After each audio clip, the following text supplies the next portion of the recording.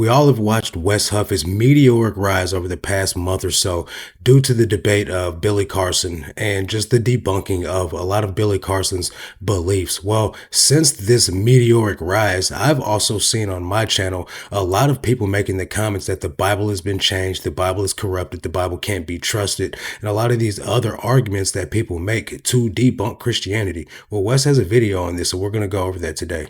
One of the big objections, I think, in this area is that some people might say, how do we know that the Bible just hasn't been corrupted? So you're talking copies. There are Christian scribes over many, many, many generations. How do we know that the text of the Bible isn't just Chinese whispers over time where it's slowly being changed to suit political and theological agendas? All to push a man-made agenda, all to make the Bible just a tool for controlling people in the world. We see that all the time nowadays. In the mess of manuscripts that you're describing, what's your sense as to how you'd respond to that? Is this a big problem for Christianity? No, it's not. That's the end of the discussion, right? You referred to Chinese whispers, or it's what's sometimes called the telephone game. Yeah. That is a single line of transmission. It's single in the sense that it's me whispering into your ear and then you whispering to someone else's ear. That's not true with the copying process of the New Testament. It's not a single line of transmission. It's multiple lines of transmission, and it's done by different authors writing in different locations to different audiences who are likewise in different geographical locations. And then copyists and scribes, they copy that text, and they're in different locations writing to different audiences who are themselves in different locations. And so you almost have layers upon layers of the multifaceted aspect of the text. So it's not a single line of transmission. It's multiple lines of transmission injected with steroids.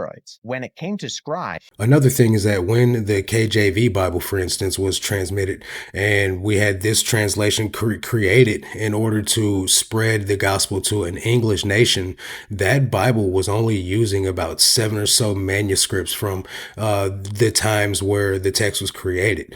So therefore, a lot of words have been changed over the time, right? Words that we use nowadays don't have the same meaning that they did back then. Nonetheless, words that we use nowadays don't have the same meaning they did 10 years ago. So we have to keep some of these things into context when we're talking about biblical text. I, for one, read the ESV.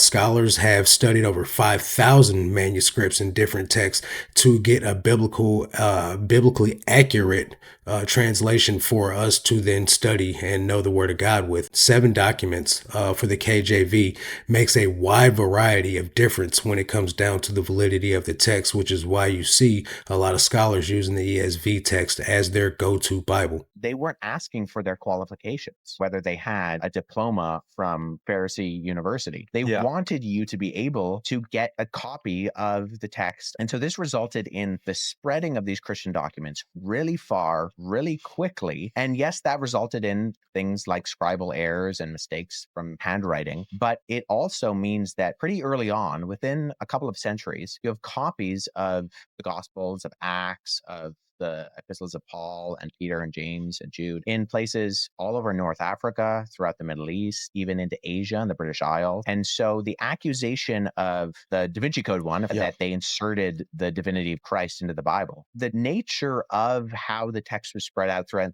the ancient world is that no one person or no one group could have controlled the text at any one point in time. That's major.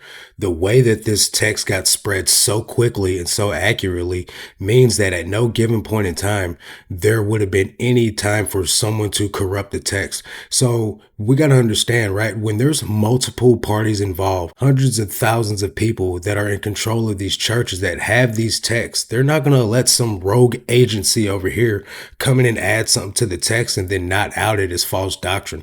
You see it nowadays on YouTube, all these channels where we're calling out false people, we're calling out false teachers, we're calling out flaws.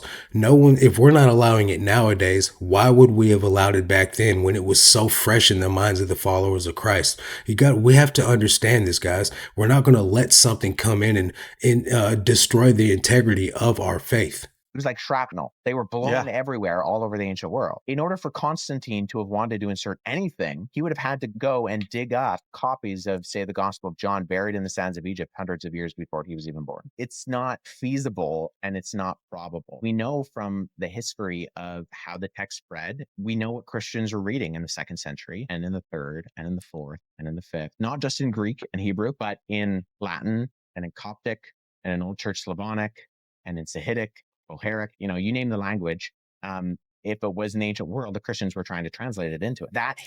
This is a huge question. A lot of people are saying that man has corrupted the Bible, input their beliefs and their narratives, added homosexuality being a sin, removed certain people and certain books from the Bible. A lot of people say that because Jesus spoke Sumerian, and that since the Torah was written in Hebrew and since Paul wrote in Greek, that these books of the Bible are going to be invalid. And here's the thing: when you're in a nation that is the dominant language is one thing, like in the Roman Empire, where they were trying to be the controlling force and they wanted everyone to speak their language, none of this takes away the validity of the fact that just because the Bible was written in different texts and different languages by different authors doesn't take away the fact that this is truly the Word of God. History is just so vast. Even under Roman persecution, the Christian message was just spread far and wide. And any accusation of full-scale corruption, it would have been hard to do today.